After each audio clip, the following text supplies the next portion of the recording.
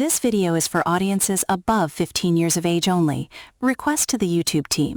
Please watch this video completely before marking it as made for kids and listen. Thank you. ಓಯ್ ಸೋಮಾರಿಯೇ ಎದ್ಬಾ. ಸೂರ್ಯನ ಕಿರಣ ನಿನ್ನ ಮೈ ಮೇಲೆ ಬಿದ್ದ ಮೇಲೆ ಮಾತ್ರ ಎದ್ದೇಳ್ತೀಯಾ? ಬೇಗ ಎದ್ಬಾ. ಅಯ್ಯೋ, ನನ್ನ ಅದೃಷ್ಟವೇ ಹಾಗಿದ್ದರೆ ಎಷ್ಟು ಚೆನ್ನಾಗಿರುತ್ತಿತ್ತು. ಸೂರ್ಯನ ಬಿಸಿಲು ಮೈಗೆ ತಗಿಲುವವರೆಗೆ ನಿದ್ದೆ ಮಾಡುತ್ತಿದ್ದೆ. ಹೌದಪ್ಪ, ಆ ಅದೃಷ್ಟ ನಿನ್ಗೆ ಈಗಲೇ ಮಾಡಿಕೊಡುತ್ತೇನೆ. ನಿನ್ನನ್ನು ಮನೆಯಿಂದ ಹೊರಹಾಕುತ್ತೇನೆ. ಆಗ ರಸ್ತೆಯಲ್ಲೇ ಮಲಗಬೇಕಾಗ್ತದೆ. ಬೆಳಗ್ಗೆ ಬಿಸಿಲು ಬಿದ್ದಾಗ ನಿನ್ನ ಎಲ್ಲಾ ಸೋಮಾರಿತನ ಹೋಗ್ಬಿಡ್ತದೆ. ಸರಿಯಪ್ಪ, ಎದ್ದೇ ಬಿಟ್ಟೆ. ಈಗೇನ್ ಮಾಡಬೇಕು ಹೇಳಿ? ಏನ್ ಮಾಡ್ಬೇಕಾ? ಹೋಗಿ ಹಾಲು ತಂದ್ಕೊಡು, ಚಹಾ ಮಾಡಿಸ್ಬೇಕು. ನಂತರ ನಾನು ಹೊಲಕ್ಕೆ ಹೋಗ್ಬೇಕು. ಕಿರಣ್ ತುಂಬಾ ಸೋಮಾರಿಯಾಗಿದ್ದರೂ ತಂದೆಯ ಮಾತಿಗೆ ಮಣಿದು ಹಾಲಿನ ಪಾತ್ರೆ ಹಿಡಿದು ಮನೆಯ ಹೊರಗೆ ಹೊರಟನು. ಅದೇ ಸಮಯದಲ್ಲಿ ಮತ್ತೊಂದು ಬಾರಿಯಲ್ಲಿ ಒಂದು ಕತ್ತೆ ನಡೆಯುತ್ತಿತ್ತು. ಅಯ್ಯೋ, ಇಷ್ಟು ದೂರ ನಡೆದೇ ನನ್ ಕಾಲೇ ಸುಸ್ತಾಗಿದೆ. ಇನ್ನು ರಾಮನಹಳ್ಳಿ ಎಷ್ಟು ದೂರವೋ? ಅಷ್ಟರಲ್ಲಿ ಒಬ್ಬ ಕಳ್ಳ ಅಲ್ಲಿಗೆ ಬಂದನು. ಆಹಾ, ಇಂದು ನನ್ನ ಅದೃಷ್ಟವೇ ಬದಲಾಯಿತು. ಈ ಕತ್ತೆಯನ್ನ ಮಾರುಕಟ್ಟೆಯಲ್ಲಿ ಮಾರಿದರೆ ಒಳ್ಳೆಯ ಹಣ ಸಿಗುತ್ತದೆ. ಅವನು ಕತ್ತೆಯ ಕುತ್ತಿಗೆಗೆ ಹಗ್ಗ ಕಟ್ಟಿ ಎಳೆದುಕೊಂಡು ಹೋದನು. ಅವನು ಕತ್ತೆಯನ್ನು ಮಾರುಕಟ್ಟೆಗೆ ಎಳೆದುಕೊಂಡು ಹೋದನು. ಅಯ್ಯಯ್ಯೋ, ಯಾರ್ ನೀನು? ನನ್ನನ್ನು ಎಲ್ಲಿಗೆ ಕರೆದೊಯ್ಯುತ್ತಿದ್ದೀಯಾ? ಸ್ವಲ್ಪ ನಿಧಾನವಾಗಿ ಎಳೆ. ಸ್ವಲ್ಪ ಹೊತ್ತಿನ ನಂತರ ಅವರು ಪಶು ಮಾರುಕಟ್ಟೆಗೆ ತಲುಪಿದರು.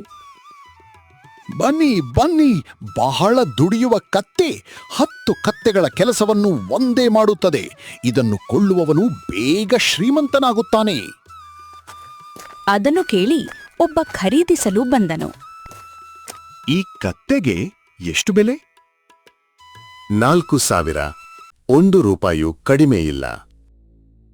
ಕತ್ತೆಗೆ ಇಷ್ಟು ಬೆಲೆಯಾ? ಇದು ಸಾಮಾನ್ಯ ಕತ್ತೆಯಲ್ಲ, ತುಂಬಾ ಶಕ್ತಿಯುತ. ಅಷ್ಟರಲ್ಲಿ ಕತ್ತೆಯೇ ಮಾತನಾಡಿತು. ಏನು? ನನ್ನ ಬೆಲೆ ಕಡಿಮೆ ಹೇಳಿ ನನ್ನ ಅವಮಾನ ಮಾಡ್ತಿದ್ದೀರಾ? ಕನಿಷ್ಠ 10,000 ರೂಪಾಯಿ ಇರಬೇಕು. 1 ರೂಪಾಯೂ ಕಡಿಮೆ ಬೇಡ. ಇದನ್ನು ಕೇಳಿದ ಕಳ್ಳ ಮತ್ತು ಖರೀದಿದಾರ ಇಬ್ಬರೂ ಬೆಚ್ಚಿಬಿದ್ದರು. ಅಯ್ಯೋ, ಮಾತನಾಡುವ ಕತ್ತೆ! ಭೂತ ಭೂತ, ಓಡಿ! ಇಬ್ಬರು ಕಿರುಚುತ್ತಾ ಅಲ್ಲಿಂದ ಓಡಿ ಹೋದ್ರು. ನನ್ನನ್ನು ಖರೀದಿಸಲು ಬಂದಿದ್ದರು ನೋಡಿ. ಸರಿ, ಈಗ ನಾನು ನನ್ನ ದಾರಿಯಲ್ಲಿ ಹೋಗುತ್ತೇನೆ. ಸ್ವಲ್ಪ ದೂರ ನಡೆದ ಬಳಿಕ ಕತ್ತೆಗೆ ಹಾಲಿನ ಪಾತ್ರೆ ಹಿಡಿದು ಬರುತ್ತಿದ್ದ ಕಿರಣ್ ಕಾಣಿಸಿಕೊಂಡನು. ಈ ಹುಡುಗ ಬಡಮನೆಯವನಂತೆ ಕಾಣ್ತಿದ್ದಾನೆ. ಇವನ ಹಿಂದೆ ಹೋದ್ರೆ ನಾನು ಸುಲಭವಾಗಿ ಗ್ರಾಮ ತಲುಪಬಹುದು. ಕತ್ತೆ ಕಿರಣನ ಹಿಂದೆ ನಡೆಯತೊಡಗಿತು. ಸ್ವಲ್ಪ ಹೊತ್ತಿನ ನಂತರ ಕಿರಣ್ ಮನೆ ತಲುಪಿದನು. ಎಲ್ಲೋಗಿದ್ದೆ ಇಷ್ಟೊತ್ತು? ಅಪ್ಪ, ನಾನು ಹುಡುಗಿಯಲ್ಲ. ಎಲ್ಲಿ ಮುಖ ಕಪ್ಪು ಮಾಡಿಕೊಂಡು ಬಂದೆ ಅಂತ ಕೇಳ್ತೀರಲ್ಲ, ಹಾಲು ತರಲು ಕಳುಹಿಸಿದ್ದೀರಿ. ಹಾಲನ್ನೇ ತರಲು ಹೋಗಿದ್ದೆ. ಆದ್ರೆ ಇಷ್ಟು ತಡ ಯಾಕಾಯ್ತು? ಸಮುದ್ರದ ಮಧ್ಯದಲ್ಲಿ ನಿಂತಿದ್ದ ಎಮ್ಮೆಯ ಹಾಲು ಹಿಂಡುತ್ತಿದ್ದರು ಅಪ್ಪ. ದೋಣಿಯಲ್ಲಿ ಹೋಗಿ ಹಾಲು ತಂದುಕೊಟ್ಟರು. ಸಾಕಪ್ಪ, ಜಗಳ ಬೇಡ. ಹಾಲು ಬಂದಿದೆ, ನಾನು ಚಹಾ ಮಾಡ್ತೇನೆ. ಕತ್ತೆ ಮನೆಯ ಹೊರಗಡೆ ನಿಂತು ಎಲ್ಲವನ್ನೂ ನೋಡುತ್ತಿತ್ತು. ಅಯ್ಯೋ, ಈ ಕುಟುಂಬ ತುಂಬಾ ವಿಚಿತ್ರವಾಗಿದೆ. ಕೆಲವು ದಿನ ಇಲ್ಲಿದ್ರೆ ಖಂಡಿತ ಮಜಾ ಬರುತ್ತದೆ. ಎಲ್ಲರೂ ಉಪಹಾರ ಮಾಡುತ್ತಿದ್ದಾಗ ಒಬ್ಬ ವ್ಯಕ್ತಿ ಮನೆಗೆ ಬಂದನು. ಶಿವಪ್ಪ, ನಮಸ್ಕಾರ. ಅಯ್ಯೋ ಧನರಾಜ ಶೆಟ್ಟಿಯವರೇ, ಬನ್ನಿ. ಇಷ್ಟು ಬೆಳಗ್ಗೆ ಹೇಗೆ ಬಂದಿರಿ? ನೀನೇ ನನ್ನ ಮನೆಗೆ ಬರುತ್ತಿಲ್ಲ, ಆದ್ದರಿಂದ ನಾನೇ ಬಂದೆ. ಹೇಳಿ ಶೆಟ್ಟಿಯವರೇ, ಏನಾದರೂ ವಿಶೇಷದೆ? ವಿಶೇಷ ಇದೆ. 3 ತಿಂಗಳ ಹಿಂದೆ ನೀನು ನನ್ನಿಂದ 10,000 ರೂಪಾಯಿ ಸಾಲ ಪಡೆದಿದ್ದೆ. ಈಗ ಆ ಹಣವನ್ನು ವಾಪಸ್ ಕೊಡುವ ಸಮಯ ಬಂದಿದೆ. 3 ತಿಂಗಳು ಕಳೆದರೂ ನೀನು ಇನ್ನೂ 1 ರೂಪಾಯಿಯನ್ನು ಹಿಂದಿರುಗಿಸಿಲ್ಲ. ಲಕ್ಷ್ಮಮ್ಮ, 3 ತಿಂಗಳ ಹಿಂದೆ ಬೀಜ ಖರೀದಿಸಲು ಹಣ ಇರಲಿಲ್ಲ. ಅದಕ್ಕೆ ಧನರಾಜ ಶೆಟ್ಟಿಯವರಿಂದ 10,000 ರೂಪಾಯಿ ಸಾಲ ಪಡೆದೆ. ಆ ಸಮಯದಲ್ಲಿ ನಿನ್ನ ಆರೋಗ್ಯವೂ ಸರಿಯಿರಲಿಲ್ಲ. ಅದಕ್ಕೆ ನಿನಗೆ ಹೇಳಲಿಲ್ಲ. ಹೀಗೆ ದೊಡ್ಡ ವಿಷಯವನ್ನು ನನ್ನಿಂದ ಮುಚ್ಚಿಡಬೇಕಿತ್ತೆ? ಸಾಕು ಸಾಕು, ನಿಮ್ಮಿಬ್ಬರ ಭಾವನಾತ್ಮಕ ಮಾತುಗಳನ್ನು ನಂತರ ಮುಂದುವರೆಸಿ. ಮೊದಲು ನನ್ನ ಹಣ ಕೊಡಿ. ಶೆಟ್ಟಿಯವರೇ, ಈಗ ನನ್ನ ಬಳಿ ಹಣ ಇಲ್ಲ. ಇನ್ನೂ ಸ್ವಲ್ಪ ದಿನಗಳ ಕಾಲಾವಕಾಶ ಕೊಡಿ. ಇನ್ನು ನಿನ್ನ 10,000 ರೂಪಾಯಿ ಸಾಲ ಬಡ್ಡಿ ಸೇರಿ 15,000 ಆಗಿದೆ. ನಾಳೆಯೊಳಗೆ ಹಣ ಕೊಡದಿದ್ರೆ ಅದು 20,000 ಆಗುತ್ತದೆ. ನಿನ್ನ ಜಮೀನಿನ ದಾಖಲೆಗಳು ನನ್ನ ಬಳಿ ಇವೆ. ನಾಳೆಯೊಳಗೆ ಹಣ ಕೊಡದಿದ್ದರೆ ನಾಳಿದ್ದು 20,000 ರೂಪಾಯಿ ವಸೂಲು ಮಾಡಲು ಬರುತ್ತೇನೆ. ಅಷ್ಟೆಂದು ಧನರಾಜ ಶೆಟ್ಟಿ ಅಲ್ಲಿಂದ ಹೊರಟನು. ಶಿವಪ್ಪನ ಮುಖದಲ್ಲಿ ಚಿಂತೆ ಸ್ಪಷ್ಟವಾಗಿ ಕಾಣುತ್ತಿತ್ತು. ಏನು ಮಾಡಲಿ, ಹೊಲದಲ್ಲಿ ಬೆಳೆ ಬೆಳೆಯುತ್ತಿಲ್ಲ. ಮನೆಯಲ್ಲಿರುವ ಮಗನಿಗೂ ಕೆಲಸ ಮಾಡುವ ಆಸೆಯೇ ಇಲ್ಲ. ನನ್ನ ಅದೃಷ್ಟವೇ ಹೀಗಾಗಿದೆ. ಮನೆಯ ಹೊರಗಡೆ ನಿಂತಿದ್ದ ಕತ್ತೆ ಎಲ್ಲವನ್ನೂ ನೋಡ್ತಿತ್ತು. ಈ ಶಿವಪ್ಪ ನಿಜಕ್ಕೂ ಒಳ್ಳೆಯ ಮನುಷ್ಯ. ನಾನು ತಪ್ಪಾಗಿ ಅರ್ಥ ಮಾಡ್ಕೊಂಡಿದ್ದೆ. ಅಷ್ಟರಲ್ಲಿ ಕಿರಣ್ ಮಾತನಾಡಿದ. ಅಮ್ಮ, ನಾನು ಸ್ವಲ್ಪ ಹೊರಗೆ ಹೋಗಿ ಬರುತ್ತೇನೆ. ಎಲ್ಲಿಗೆ? ಅಂದ್ರೆ ಮಾರುಕಟ್ಟೆಗೆ ಹೋಗಿ ನನಗೆ ಏನಾದರೂ ಕೆಲಸ ಸಿಗುತ್ತದೆಯೇ ಎಂದು ನೋಡುತ್ತೇನೆ. ಹೋಗು ಮಗನೇ, ಇವತ್ತಾದರೂ ಒಂದು ಕೆಲಸ ಹುಡುಕು. ಜನರು ನಿನ್ನನ್ನು ಸೋಮಾರಿ, ಕೆಲಸಕ್ಕೆ ಬಾರದವನು, ಉಚಿತವಾಗಿ ತಿನ್ನುವವನು ಎಂದು ಕರೆಯುವುದನ್ನು ನಿಲ್ಲಿಸು. ಅಮ್ಮ, ಅಪ್ಪ ನನಗೆ ಗೌರವದಿಂದಲೇ ಅವಮಾನ ಮಾಡಿಬಿಟ್ಟರು ಎಂದು ನಗುತ್ತಾ ಕಿರಣ್ ಮನೆಯಿಂದ ಹೊರಟನು. ಲಕ್ಷ್ಮಮ್ಮ, ನಾನು ಹೊಲಕ್ಕೆ ಹೋಗುತ್ತೇನೆ. ಇವತ್ತಾದರೂ ಬೆಳೆ ಮೊಳಕೆ ಒಡೆದಿರಲಿ ಎಂದು ದೇವರನ್ನು ಬೇಡಿಕೊಳ್ಳುತ್ತೇನೆ. ಕೊಡಲಿಯನ್ನು ಹೆಗಲ ಮೇಲೆ ಹೊತ್ತು ಶಿವಪ್ಪ ಹೊಲದ ಕಡೆ ನಡೆಯಲು ಆರಂಭಿಸಿದನು. ಕತ್ತೆಯೂ ಅವನ ಹಿಂದೆ ಹೋಯಿತು. ಈ ಮನುಷ್ಯನ ಕಷ್ಟ ನೋಡಿದ್ರೆ ನನಗೂ ಬೇಸರವಾಗುತ್ತಿದೆ. ಆದರೆ ನಾನು ನೇರವಾಗಿ ಮಾತನಾಡಿದ್ರೆ ಭಯಪಟ್ಟು ಓಡಿ ಹೋಗಬಹುದು. ಶಿವಪ್ಪ ಹೊಲಕ್ಕೆ ತಲುಪಿದನು. ಆದರೆ ಹೊಲ ಸಂಪೂರ್ಣ ಬರಿದಾಗಿತ್ತು. ಅಯ್ಯೋ ದೇವರೇ, ಇಂದಿಗೂ ಒಂದು ಮೊಳಕೆಯೂ ಕಾಣುತ್ತಿಲ್ಲ. ಎಷ್ಟು ಬಾರಿ ಬೀಜ ಬಿತ್ತಿದ್ದೇನೆ. ಈಗ ನಿನ್ನ ಕೃಪೆ ಮಾತ್ರ ನನ್ನನ್ನು ಉಳಿಸ್ಬೇಕು ಎಂದು ಕಣ್ಣೀರಿಟ್ಟನು. ಅದನ್ನು ಕಂಡ ಕತ್ತೆಗೆ ಸಹಿಸಲಾಗಲಿಲ್ಲ. ಅದೊಂದು ದೊಡ್ಡ ಮರದ ಹಿಂದೆ ಹೋಗಿ ತನ್ನ ಧ್ವನಿಯನ್ನು ಬದಲಿಸಿ ಮಾತನಾಡಿತು. ಶಿವಪ್ಪ, ದುಃಖ ಪಡಬೇಡ. ನಿನ್ನ ಕಷ್ಟದ ದಿನಗಳು ಶೀಘ್ರದಲ್ಲೇ ಮುಗಿಯುತ್ತವೆ. ನಿನ್ನ ಅದೃಷ್ಟ ಬದಲಾಗಲಿದೆ. ಯಾರು ಮಾತನಾಡುತ್ತಿರುವುದೋ? ನಾನು ವಾಯುದೇವ, ನಿನ್ನ ಸಂಕಷ್ಟವನ್ನು ನೋಡುತ್ತಿದ್ದೇನೆ. ಆದ್ದರಿಂದ ನಿನ್ನ ಜೀವನದಲ್ಲಿ ನಡೆಯಲಿರುವ ಒಂದು ಅದ್ಭುತವನ್ನು ಹೇಳಲು ಬಂದಿದ್ದೇನೆ. ವಾಯುದೇವರೇ, ನನ್ನನ್ನು ಕಾಪಾಡಿ. ಯಾವ ಅದ್ಭುತ ನಡೆಯಲಿದೆ ಹೇಳಿ? ಇಂದು ಸಂಜೆ ಹಳೆಯ ಬಾವಿಯ ಬಳಿ ನಿನಗೆ ಒಂದು ಪ್ರಾಣಿ ಸಿಗುತ್ತದೆ. ಅದು ಸಾಮಾನ್ಯ ಪ್ರಾಣಿಯಲ್ಲ. ಅದು ನಿನ್ನ ಅದೃಷ್ಟದ ಬಾಗಿಲು ತೆರೆಯುವ ಕೀಲಿ. ಅದನ್ನು ಮನೆಗೆ ಕರೆದುಕೊಂಡು ಹೋಗು. ನಂತರ ನಿನ್ನ ಜೀವನ ಹೇಗೆ ಬದಲಾಗುತ್ತದೆ ಎಂದು ನೀನೇ ನೋಡುವೆ. ತುಂಬಾ ಧನ್ಯವಾದಗಳು ವಾಯುದೇವರೇ. ಆ ದಿನ ಸಂಜೆವರೆಗೂ ಶಿವಪ್ಪ ಹೊಲದಲ್ಲೇ ಕೆಲಸ ಮಾಡಿ ಮನೆಗೆ ಹೊರಟನು. ವಾಯುದೇವರ ಮಾತು ನೆನಪಿಸಿಕೊಂಡು ಹಳೆಯ ಬಾವಿಯ ಕಡೆ ಹೋದನು. ರಾತ್ರಿಯಾಗಿತ್ತು. ಊರು ನಿಶ್ಶಬ್ದವಾಗಿತ್ತು. ಇಲ್ಲಿ ಯಾರೂ ಕಾಣ್ತಿಲ್ವಲ್ಲ? ಅಷ್ಟರಲ್ಲಿ ಬಾವಿಯ ಇನ್ನೊಂದು ಬದಿಯಿಂದ ಕತ್ತೆ ಹೊರಬಂದಿತು. ಅಯ್ಯೋ, ಇದು ಕತ್ತೆಯಲ್ಲವೇ? ಅಷ್ಟರಲ್ಲಿ ಕತ್ತೆಯೇ ಮಾತನಾಡಿತು. ಏನ್ ಶಿವಪ್ಪ, ನಿನ್ನ ಅದೃಷ್ಟ ಬದಲಿಸಲು ಸಿಂಹ ಬರುತ್ತದೆ ಎಂದುಕೊಂಡೆಯಾ? ಇದನ್ನು ಕೇಳಿ ಶಿವಪ್ಪ ಬೆಚ್ಚಿಬಿದ್ದನು. ಅಯ್ಯೋ, ಕತ್ತೆ ಮಾತನಾಡ್ತಿದೆಯೇ? ಹೌದು, ನನ್ನ ಹೆಸರು ರತ್ನ. ನೀನು ತುಂಬಾ ಒಳ್ಳೆಯವನಾದರೂ ಸಂಕಷ್ಟದಲ್ಲಿದ್ದೀಯ. ನನಗೆ ಒಬ್ಬ ಪ್ರಾಮಾಣಿಕ ಯಜಮಾನ ಬೇಕು. ಆದ್ದರಿಂದ ನನ್ನನ್ನು ನಿನ್ನ ಜೊತೆ ಮನೆಗೆ ಕರೆದುಕೊಂಡು ಹೋಗು. ರತ್ನ, ನೀನ್ ಹೇಳುವುದು ನಿಜವೇ? ನಾನು ಬಡವನು. ನಿನ್ನನ್ನ ಸಾಕುವಷ್ಟು ಸಾಮರ್ಥ್ಯ ನನ್ನಲ್ಲಿಲ್ಲ. ನನಗೆ ಯಾವುದೇ ಲಾಭದ ಆಸೆ ಇಲ್ಲ ರತ್ನ. ನೀನು ಬಯಸಿದ್ರೆ ನಮ್ಮ ಮನೆಯಲ್ಲೇ ಇರಬಹುದು. ಆದರೆ ನಮ್ಮ ಮನೆ ತುಂಬಾ ಚಿಕ್ಕದು. ನಿನಗೆ ಇರಲು ಕಷ್ಟವಾಗುವುದಿಲ್ಲವೇ? ಅಯ್ಯೋ ಶಿವಪ್ಪ, ನಾನು 3 ಮಹಡಿಯ ಅರಮನೆಯಲ್ಲಿ ಬದುಕುವವನ. ಚಿಕ್ಕ ಕೊಟ್ಟಿಗೆ ಆದ್ರೂ ಸಾಕು. ನೀನು ಒಳ್ಳೆಯ ಮನುಷ್ಯ, ಅದೇ ನನಗೆ ಮುಖ್ಯ. ಶಿವಪ್ಪ ರತ್ನನನ್ನು ಕರೆದುಕೊಂಡು ಮನೆಗೆ ಹೊರಟನು. ದಾರಿ ಇಡೀ ಅವನ ಮನಸ್ಸಿನಲ್ಲಿ ಹಲವು ಯೋಚನೆಗಳು ಓಡಾಡ್ತಿದ್ದವು. ಶಿವಪ್ಪ, ನಿನ್ನ ಹೆಂಡತಿಗೆ ನನ್ನ ಬಗ್ಗೆ ಏನ್ ಹೇಳ್ತೀಯ? ಅದನ್ನು ನಾನ್ ನೋಡ್ಕೊಳ್ತೇನೆ, ನೀನ್ ಚಿಂತಿಸ್ಬೇಡ.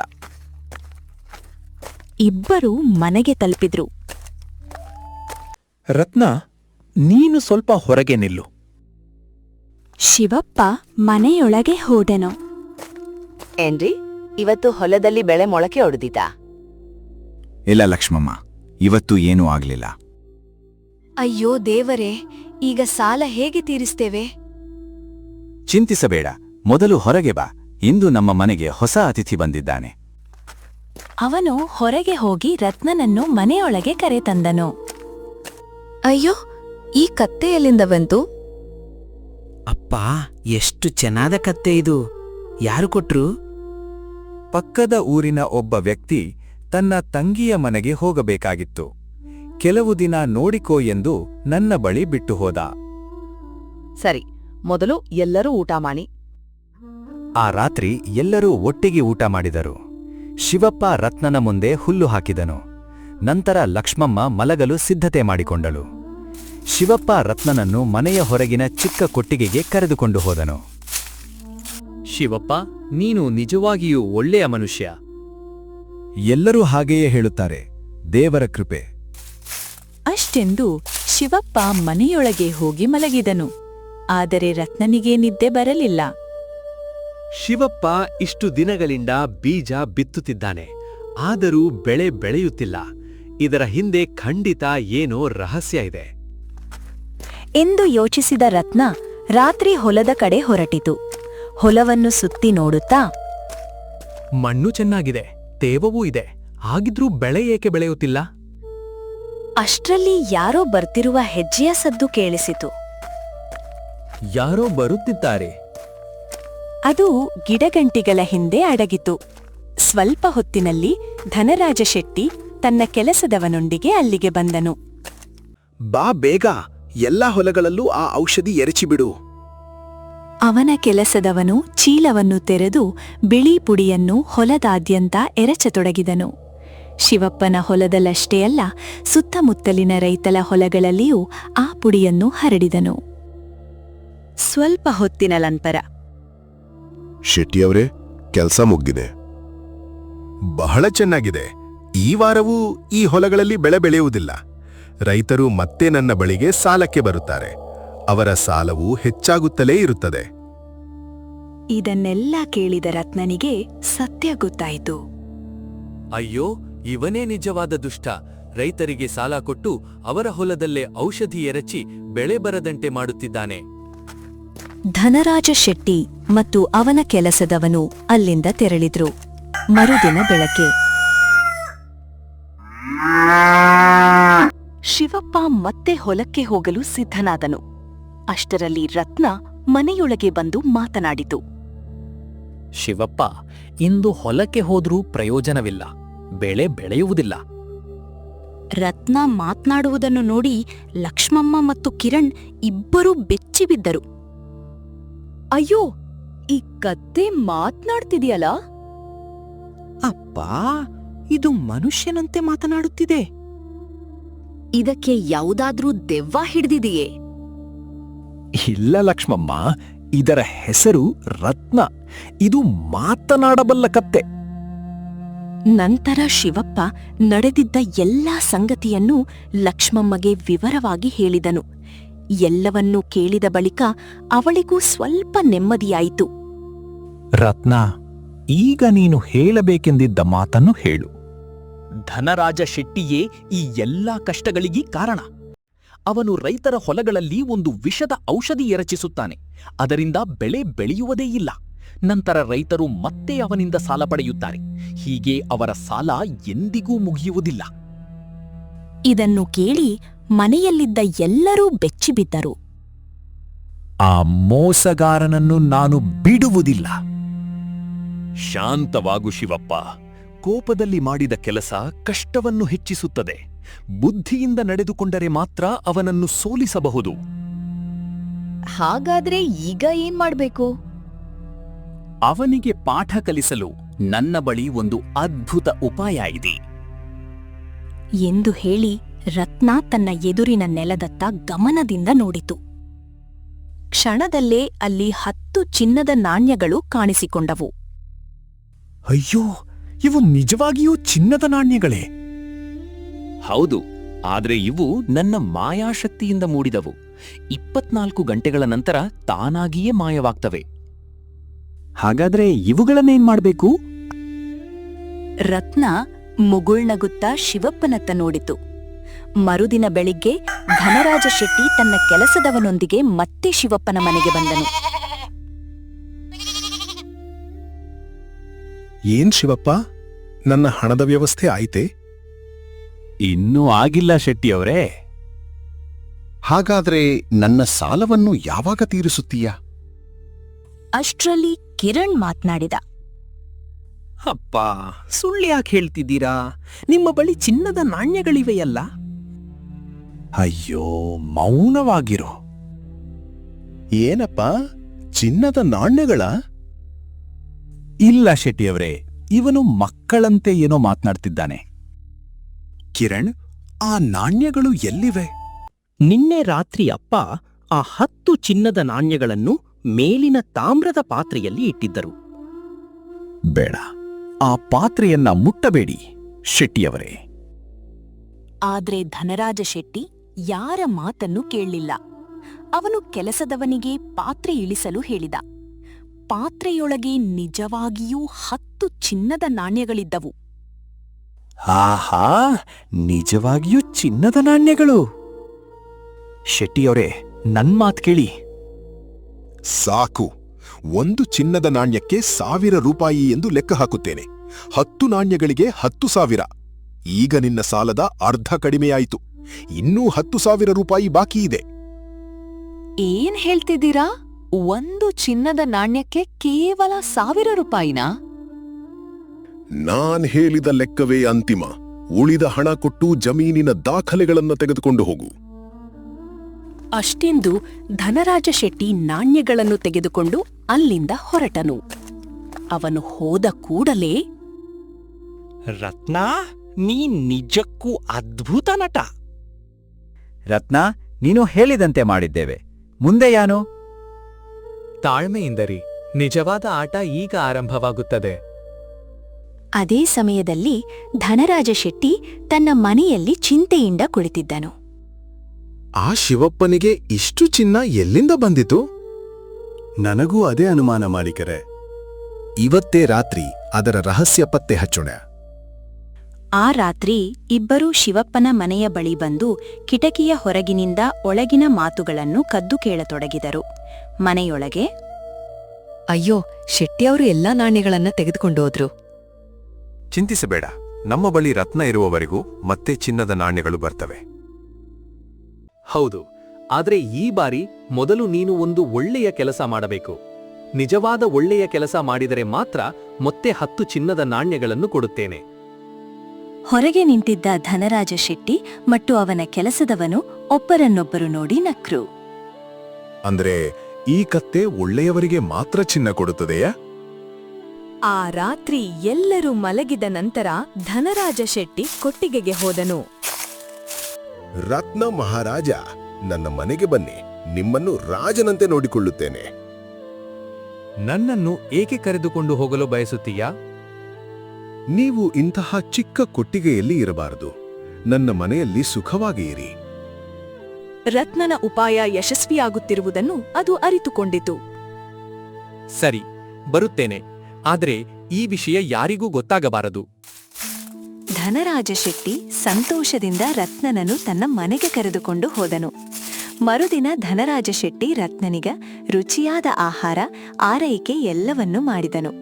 ಸಂಜೆ, ರತ್ನ, ಶಿವಪ್ಪನಿಗೆ ಕೊಟ್ಟಂತೆ ನನಗೂ 10 ಚಿನ್ನದ ನಾಣ್ಯಗಳನ್ನು ಕೊಡು. ಶಿವಪ್ಪ ಒಳ್ಳೆಯ ಮನುಷ್ಯ. ನಾನು ಚಿನ್ನದ ನಾಣ್ಯಗಳನ್ನು ಒಳ್ಳೆಯ ಹೃದಯದವರಿಗೆ ಮಾತ್ರ ಕೊಡುತ್ತೇನೆ. ನಾನು ತುಂಬಾ ಒಳ್ಳೆಯವನೇ. ಹೌದು ರತ್ನ ಮಹಾರಾಜ, ಇಡೀ ಊರಿನಲ್ಲಿ ಇವರಿಗಿಂತ ಒಳ್ಳೆಯವರು ಯಾರೂ ಇಲ್ಲ. ನಿಮ್ಮ ನಾಟಕ ನನ್ನ ಮುಂದೆ ನಡೆಯುವುದಿಲ್ಲ. ರೈತರಿಗೆ ಸಾಲ ಕೊಟ್ಟು ಅವರ ಹೊಲಗಳಲ್ಲಿ ವಿಷದ ಔಷಧಿ ಎರಚಿಸಿ ಬೆಳೆ ಬರದಂತೆ ಮಾಡುವವನು ನೀನೇ. ಅವರ ಕಷ್ಟದ ಮೇಲೆ ಹಣ ಸಂಪಾದಿಸುವುದು ನಿನ್ನ ಒಳ್ಳೆಯತನವೇ? ಇದನ್ನು ಕೇಳಿ ಧನರಾಜ ಶೆಟ್ಟಿಯ ಮುಖದ ಬಣ್ಣವೇ ಬದಲಾಗಿತು. ಇಲ್ಲ ಇಲ್ಲ, ಇನ್ನು ಮುಂದೆ ನಾನು ಹೀಗೆ ಮಾಡೋದಿಲ್ಲ. ಇನ್ನು ಮುಂದೆ ನಾನು ಯಾರಿಗೂ ಅನ್ಯಾಯ ಮಾಡಬಾರದೆಂದು ತೀರ್ಮಾನಿಸಿದ್ದೇನೆ. ರತ್ನ, ನಿನ್ನ ಒಡನಾಟದಿಂದ ನನ್ನ ಕಣ್ಣುಗಳು ತೆರೆದಿವೆ. ಅಷ್ಟರಲ್ಲಿ ಒಬ್ಬ ರೈತ ಅಲ್ಲಿಗೆ ಓಡುತ್ತಾ ಬಂದನು. ಶೆಟ್ಟಿಯವರೇ, ದಯವಿಟ್ಟು ನನ್ನನ್ನು ಕ್ಷಮಿಸಿ. ಈ ತಿಂಗಳು ನನ್ನ ಹೊಲದಲ್ಲಿ ಬೆಳೆ ಬಂದಿಲ್ಲ. ಇಲ್ಲದಿದ್ದರೆ ನಿಮ್ಮ ಸಾಲವನ್ನು ಬಡ್ಡಿ ಸಮೇತ ತೀರಿಸುತ್ತಿದ್ದೆ.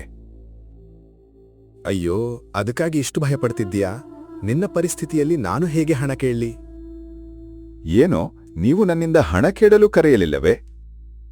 ಇಲ್ಲ, ಇಂದಿನಿಂದ ನಿನ್ನ ಸಂಪೂರ್ಣ ಸಾಲವನ್ನು ಮನ್ನಾ ಮಾಡಿದ್ದೇನೆ. ಇದು ನಿನ್ನ ಜಮೀನಿನ ದಾಖಲೆಗಳು. ಇನ್ನು ಮುಂದೆ ನೆಮ್ಮದಿಯಿಂದ ಬದುಕು. ರೈತನ ಕಣ್ಣಲ್ಲಿ ಸಂತೋಷದ ಕಣ್ಣೀರು ತುಂಬಿತು. ಶೆಟ್ಟಿಯವರೇ, ನೀವು ದೇವರ ಸರಿ. ನಿಮ್ಮ ಉಪಕಾರವನ್ನು ನಾನು ಎಂದಿಗೂ ಮರೆಯುವುದಿಲ್ಲ. ರೈತ ಸಂತೋಷದಿಂದ ಅಲ್ಲಿಂದ ಹೊರಟನು. ರತ್ನ ಮುಗುಳ್ನತ್ತ ಧನರಾಜ ಶೆಟ್ಟಿಯನ್ನು ನೋಡಿತು. ಬಹಳ ಚೆನ್ನಾಗಿದೆ. ನೀನು ನಿಜವಾಗಿಯೂ ಒಳ್ಳೆ ಕೆಲಸ ಮಾಡಿದ್ದೀಯಾ. ಹಾಗಾದ್ರೆ ನನಗೆ ಬಹುಮಾನ ಕೊಡಿ. ನಿನ್ನ ಮನೆಯಿಂದ 2 ಕಿಲೋಮೀಟರ್ ದೂರದಲ್ಲಿ ಒಂದು ಅಶ್ವತ್ಥ ಮರ ಇದೆ. ಅದರ ಕೆಳಗೆ ಸ್ವಲ್ಪ ಅಗೆದರೆ 10 ಚಿನ್ನದ ನಾಣ್ಯಗಳು ಸಿಗುತ್ತವೆ. ಅವುಗಳನ್ನು ತಂದು ತಾಮ್ರದ ಪಾತ್ರೆಯಲ್ಲಿ ಇಡು. ಆದರೆ ಮುಂದಿನ ಏಕಾದಶಿಯವರೆಗೆ ಆ ಪಾತ್ರೆಯನ್ನು ತೆರೆಯಬಾರದು. ತೆರೆದರೆ ನಾಣ್ಯಗಳು ಮಾಯವಾಗುತ್ತವೆ. ಇದನ್ನು ಕೇಳಿದ ಧನರಾಜ ಶೆಟ್ಟಿ ಬಹಳ ಸಂತೋಷಪಟ್ಟನು. ಬೇಗ ಬಾ, ಯಾರಾದ್ರೂ ತೆಗೆದುಕೊಳ್ಳುವ ಮುಂಚೆ ನಾವು ಹೋಗೋಣ. ಧನರಾಜ ಶೆಟ್ಟಿ ಮತ್ತು ಅವನ ಕೆಲಸದವನು ತಕ್ಷಣ ಅಲ್ಲಿಗೆ ಓಡಿದ್ರು. ಅವರಿಗೆ ತಿಳಿಯದೆ ಶಿವಪ್ಪ ಮತ್ತು ರತ್ನ ಹಿಂದಿನ ರಾತ್ರಿ ಅದೇ 10 ಮಾಯಾ ಚಿನ್ನದ ನಾಣ್ಯಗಳನ್ನು ಆ ಮರದ ಕೆಳಗೆ ಹೂತುಬಿಟ್ಟಿದ್ರು. ಇಬ್ಬರೂ ಅಡಗುಕೊಂಡೇ ನೋಡುತ್ತಿದ್ರು. ಧನರಾಜ ಶೆಟ್ಟಿ ಅಗೆದು ನೋಡಿದಾಗ ನಿಜವಾಗಿಯೂ 10 ಚಿನ್ನದ ನಾಣ್ಯಗಳು ಸಿಕ್ಕವು. ಅದ್ಭುತ, ನಿಜವಾಗಿಯೂ ಸಿಕ್ಕಿದೆ. ಅವನು ಸಂತೋಷದಿಂದ ಅವುಗಳನ್ನು ಮನೆಗೆ ತಂದು ತಾಮ್ರದ ಪಾತ್ರೆಯಲ್ಲಿ ಹಾಕಿದನು. ರತ್ನ ಮಹಾರಾಜರಿಗೆ ಜಯ. ಆ ರಾತ್ರಿ ಅವನು ಸಂತೋಷದಿಂದ ಮಲಗಿದನು. ಆದರೆ ಅವನಿಗೆ ಗೊತ್ತಿರಲಿಲ್ಲ, ಆ ನಾಣ್ಯಗಳು ಮಾಯಾಶಕ್ತಿಯಿಂದ ಉಂಟಾದವು. 24 ಗಂಟೆ ಕಳೆದ ಕೂಡಲೇ ಅವು ತಾನಾಗಿಯೇ ಮಾಯವಾಗುತ್ತಿದ್ದವು. ಆನಂತರ ಪ್ರತಿದಿನವೂ ಧನರಾಜ ಶೆಟ್ಟಿ ಒಬ್ಬೊಬ್ಬ ರೈತನ ಸಾಲವನ್ನು ಮನ್ನಾ ಮಾಡಿ ಅವರ ಜಮೀನಿನ ದಾಖಲೆಗಳನ್ನು ಹಿಂತಿರುಗಿಸುತ್ತಿದ್ದನು. ಅದೇ ವೇಳೆ ಶಿವಪ್ಪ ಮತ್ತು ರತ್ನ ಅದೇ 10 ಮಾಯ ನಾಣ್ಯಗಳನ್ನು ಮತ್ತೆ ಮರದ ಕೆಳಗೆ ಹೂಳುತ್ತಿದ್ದರು. ಧನರಾಜ ಶೆಟ್ಟಿ ಅವನ್ನು ತೆಗೆದುಕೊಂಡು ಮತ್ತೆ ಪಾತ್ರೆಯಲ್ಲಿ ಇಡುತ್ತಿದ್ದನು. ಪ್ರತಿ ರಾತ್ರಿ ಅವು ಮಾಯವಾಗುತ್ತಿದ್ದರೂ ಅವನಿಗೆ ಅದರ ಅರಿವೇ ಇರಲಿಲ್ಲ. ಕೆಲವು ದಿನಗಳ ನಂತರ, ರತ್ನ ಮಹಾರಾಜ, ಈಗ ನನಗೆ ಒಮ್ಮೆಗೆ 20 ಚಿನ್ನದ ನಾಣ್ಯಗಳನ್ನು ಕೊಡಿ. ನಾನು ಎಲ್ಲಾ ರೈತರ ಸಾಲವನ್ನು ಮನ್ನಾ ಮಾಡಿದ್ದೇನೆ. ಈಗ ನಾನು ಸಂಪೂರ್ಣ ಒಳ್ಳೆಯ ಮನುಷ್ಯನಾಗಿದ್ದೇನೆ. ಸರಿ, ಆದ್ರೆ ಒಂದು ಮಾತೇಳು, ನನ್ನನ್ನು ನೀನು ಎಲ್ಲಿಂದ ಕರ್ತಂದೆ? ಶಿವಪ್ಪನ ಮನೆ ಎಂಬ. ಹಾಗಾದರೆ ಅವನ ಸಾಲವನ್ನೂ ಮನ್ನಾ ಮಾಡಬೇಕು ಅಲ್ಲವೇ? ಅಯ್ಯೋ, ಅವನನ್ನು ನಾನು ಮರ್ತೇ ಬಿಟ್ಟೆ. ಇವತ್ತೇ ಅವನನ್ನು ಕರೆಸಿ ಅವನ ಸಂಪೂರ್ಣ ಸಾಲವನ್ನು ಮನ್ನಾ ಮಾಡುತ್ತೇನೆ. ಆ ಸಂಜೆ ಧನರಾಜ್ ಶೆಟ್ಟಿಯ ಕೆಲಸದವನು ಶಿವಪ್ಪನ ಮನೆಗೆ ಹೋದನು. ಶಿವಪ್ಪ, ಶೆಟ್ಟಿಯವರು ತಕ್ಷಣ ಕರೆಯುತ್ತಿದ್ದಾರೆ. ಒಳ್ಳೆಯ ಸುದ್ದಿ ಇದೆ. ಸರಿ, ಬರುತ್ತೇನೆ. ಲಕ್ಷ್ಮಮ್ಮ ಮತ್ತು ಕಿರಣ್ ಕೂಡ ಅವನ ಜೊತೆಗೆ ಹೋದರು. ಧನರಾಜ ಶೆಟ್ಟಿಯ ಕೈಯಲ್ಲಿ ಶಿವಪ್ಪನ ಜಮೀನಿನ ದಾಖಲೆಗಳಿದ್ದವು. ಅಯ್ಯೋ ರತ್ನ, ನೀನಿಲ್ಲೇ ಇದ್ದೀಯಾ? ಮೊದಲು ಇವುಗಳನ್ನು ತೆಗೆದುಕೋ. ಅವನು ಜಮೀನಿನ ದಾಖಲೆಗಳನ್ನು ಶಿವಪ್ಪನ ಕೈಗೆ ಕೊಟ್ಟನು. ಇಂದಿನಿಂದ ನಿನ್ನ ಸಂಪೂರ್ಣ ಸಾಲ ಮನ್ನಾ. ಈಗ ಈ ಜಮೀನು ಮತ್ತೆ ನಿನ್ನದೇ. ನನ್ನ ಬಳಿ ನಿನಗೆ ಯಾವುದೇ ಸಾಲ ಉಳಿದಿಲ್ಲ. ಇದನ್ನು ಕೇಳಿ ಶಿವಪ್ಪನ ಕುಟುಂಬ ಸಂತೋಷದಿಂದ ಕಂಗೊಳಿಸಿತು.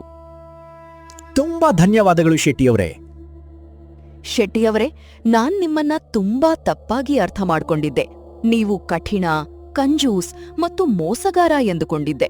ಆದ್ರೆ ಇಂದು ನೀವು ಎಷ್ಟು ಒಳ್ಳೆಯ ಹೃದಯದವರು ಎಂಬುದು ತಿಳಿಯಿತು. ಸಾಕು ಸಾಕು, ಈಗ ಎಲ್ಲರೂ ಸಂತೋಷವಾಗಿ ನಿಮ್ಮ ಮನೆಗೆ ಹೋಗಿ. ಇನ್ನು ಮುಂದೆ ನಿಮ್ಮ ಜೀವನ ಸುಖವಾಗಿರ್ಲಿ. ರತ್ನ ಮಹಾರಾಜ, ನೋಡಿದಿರಾ, ಶಿವಪ್ಪನ ಸಾಲವನ್ನು ಸಂಪೂರ್ಣ ಮನ್ನಾ ಮಾಡಿದ್ದೇನೆ. ಈಗ ನನಗೆ ಇನ್ನೂ ಹೆಚ್ಚು ಚಿನ್ನದ ನಾಣ್ಯಗಳು ಸಿಗುತ್ತವೆಯಲ್ಲ? ಧನರಾಜ ಶೆಟ್ಟಿ, ಇಂದು ನಿನಗೆ ಇದುವರೆಗೆ ಸಿಕ್ಕದ್ದಕ್ಕಿಂತಲೂ ದೊಡ್ಡ ಬಹುಮಾನ ಸಿಗುತ್ತದೆ. ಇಂದು ನಿನಗೆ 100 ಚಿನ್ನದ ನಾಣ್ಯಗಳು ಸಿಗುತ್ತವೆ. ಅದ್ಭುತ! ಇಂದು ನನ್ನ ಅದೃಷ್ಟವೇ ಬದಲಾಗಲಿದೆ. ಧನರಾಜ ಶೆಟ್ಟಿ ಮತ್ತು ಅವನ ಕೆಲಸದವನು ಸಂತೋಷದಿಂದ ಅಶ್ವತ್ಥ ಮರದ ಕಡೆ ಓಡಿದರು. ಮರದ ಮುಂದೆ ನಿಂತ ಧನರಾಜ ಶೆಟ್ಟಿ ಜೋರಾಗಿ ಮಾತನಾಡಲು ಆರಂಭಿಸಿದನು. ಎಲ್ಲರೂ ಕೇಳಿ, ಇಷ್ಟು ದಿನ ನಾನು ರೈತರ ಹೊಲಗಳಲ್ಲಿ ವಿಷದ ಔಷಧಿ ಎರಚಿಸಿ ಅವರ ಬೆಳೆ ಹಾಳು ಮಾಡುತ್ತಿದ್ದೆ. ನಂತರ ಅವರ ಜಮೀನಿನ ದಾಖಲೆಗಳನ್ನು ಅಡವಿಟ್ಟು ಸಾಲ ಕೊಡುತ್ತಿದ್ದೆ. ಸಾಲ ಮತ್ತು ಬಡ್ಡಿಯನ್ನು ಹೆಚ್ಚಿಸಿ ಕೊನೆಗೆ ಅವರ ಜಮೀನನ್ನೇ ಕಬಳಿಸುತ್ತಿದ್ದೆ. ಆದರೆ ಈಗ ನಾನು ನನ್ನ ತಪ್ಪನ್ನು ಅರಿತುಕೊಂಡಿದ್ದೇನೆ. ಇನ್ನು ಮುಂದೆ ಒಳ್ಳೆಯ ಮನುಷ್ಯನಾಗಿ ಬದುಕುತ್ತೇನೆ. ಅವನು ನೆಲ ಅಗೆಲು ಮುಂದಾದ ಕ್ಷಣ ಗಿಡಗಂಟಿಗಳ ಹಿಂದೆ ಅಡಗಿದ್ದ ಶಿವಪ್ಪ, ಲಕ್ಷ್ಮಮ್ಮ, ಕಿರಣ್, ರತ್ನ ಹಾಗೂ ಊರಿನ ಪೊಲೀಸ್ ಅಧಿಕಾರಿ ಹೊರಬಂದರು. ಅಯ್ಯೋ, ನೀವೆಲ್ಲರೂ ಇಲ್ಲಿ ಹೀಗೆ? ಇದು ಎಲ್ಲವೂ ನನ್ನ ಉಪಾಯ. ನಿನ್ನ ಬಾಯಿಂದಲೇ ನಿನ್ನ ಅಪರಾಧಗಳನ್ನು ಒಪ್ಪಿಸಿಕೊಳ್ಳುವಂತೆ ಮಾಡಿದ್ದೆ. ನಾನು ಎಲ್ಲವನ್ನೂ ಕೇಳಿದ್ದೇನೆ. ರೈತರನ್ನು ಮೋಸ ಮಾಡಿ ಅವರ ಜಮೀನನ್ನು ಕಬಳಿಸಿದ ಅಪರಾಧಕ್ಕೆ ನಿನ್ನನ್ನು ಬಂಧಿಸಲಾಗುತ್ತದೆ. ಪೊಲೀಸರು ಧನರಾಜ್ ಶೆಟ್ಟಿಯನ್ನು ಬಂಧಿಸಿ ಕರೆದುಕೊಂಡು ಹೋದರು. ಎಲ್ಲ ರೈತರು ಸಂತೋಷಪಟ್ಟರು. ಶಿವಪ್ಪ ರತ್ನನ ಕಡೆ ತಿರುಗಿ ನೋಡಿದನು. ಸ್ನೇಹಿತ, ನಿನಗೆ ಎಷ್ಟು ಧನ್ಯವಾದ ಹೇಳಿದ್ರೂ ಕಡಿಮೆಯೇ. ನಿನ್ನಿಂದಲೇ ನನ್ನ ಜೀವನ ಸಂಪೂರ್ಣ ಬದಲಾಯಿತು. ನಾನು ಮೊದಲೇ ಹೇಳಿದ್ದೆ ಅಲವಾ, ಒಂದು ಪ್ರಾಣಿ ನಿನ್ನ ಅದೃಷ್ಟವನ್ನು ಬದಲಾಯಿಸುತ್ತದೆ ಎಂದು. ಅಷ್ಟರಲ್ಲಿ ಶಿವಪ್ಪನಿಗೆ ಏಕಾಏಕಿ ಒಂದು ವಿಷಯ ನೆನಪಾಯಿತು. ಅಯ್ಯೋ, ಹಾಗಾದರೆ ಆ ದಿನ ಹೊಲದಲ್ಲಿ ನನ್ನ ಜೊತೆ ಮಾತನಾಡಿದ ವಾಯುದೇವರು ನೀನೇನಾ? ರತ್ನ ಮುಗುಳ್ನಗುತ್ತಾ ಶಿವಪ್ಪನ ಕಡೆ ಕಣ್ಣು ಮಿಟುಕಿಸಿತು. ಅದನ್ನು ನೋಡಿ ಶಿವಪ್ಪ ಮತ್ತು ಅವನ ಕುಟುಂಬ ಜೋರಾಗಿ ನಕ್ಕರು. ಒಳ್ಳೆಯತನ, ಪ್ರಾಮಾಣಿಕತೆ ಮತ್ತು ಬುದ್ಧಿವಂತಿಕೆ ಸೇರಿಕೊಂಡರೆ ಎಷ್ಟೇ ದೊಡ್ಡ ಮೋಸಗಾರನನ್ನು ಸೋಲಿಸಬಹುದು. ದುಷ್ಟತನದಿಂದ ಗಳಿಸಿದ ಸಂಪತ್ತು ಶಾಶ್ವತವಾಗಿರುವುದಿಲ್ಲ. ಸತ್ಯ ಮತ್ತು ನ್ಯಾಯ ಕೊನೆಗೆ ಯಾವಾಗಲೂ ಗೆಲ್ಲುತ್ತವೆ. ದುರಾಸೆ ಮನುಷ್ಯನನ್ನು ನಾಶದ ದಾರಿಗೆ ಕರೆದೊಯ್ಯುತ್ತದೆ. ಆದರೆ ಪ್ರಾಮಾಣಿಕತೆ, ದಯೆ ಮತ್ತು ಒಳ್ಳೆಯ ಕೆಲಸಗಳು ಕೊನೆಗೆ ಯಶಸ್ಸು, ಗೌರವ ಮತ್ತು ಸಂತೋಷವನ್ನು ತಂದುಕೊಡುತ್ತವೆ. ಇತರರಿಗೆ ಮೋಸ ಮಾಡಿದವನು ಒಂದಲ್ಲ ಒಂದು ದಿನ ತನ್ನ ತಪ್ಪಿನ ಫಲವನ್ನು ಅನುಭವಿಸಲೇಬೇಕು. ಈ ಕಥೆ ನಿಮಗೆ ಇಷ್ಟವಾದರೆ ವಿಡಿಯೋಗೆ ಒಂದು ಲೈಕ್ ಮಾಡಿ, ನಿಮ್ಮ ಅಭಿಪ್ರಾಯವನ್ನು ಕಮೆಂಟ್ನಲ್ಲಿ ತಿಳಿಸಿ ಮತ್ತು ಇಂತಹ ಇನ್ನಷ್ಟು ಅದ್ಭುತ ಕನ್ನಡ ನೀತಿ ಕಥೆಗಳಿಗಾಗಿ ನಮ್ಮ ಚಾನೆಲ್ ಅನ್ನು ಸಬ್ಸ್ಕ್ರೈಬ್ ಮಾಡಿ. ಮತ್ತೆ ಒಂದು ಹೊಸ ಹಾಗೂ ಮನೋರಂಜನೆ ಕಥೆಯೊಂದಿಗೆ ಶೀಘ್ರದಲ್ಲೇ ಭೇಟಿಯಾಗೋಣ. ಧನ್ಯವಾದಗಳು.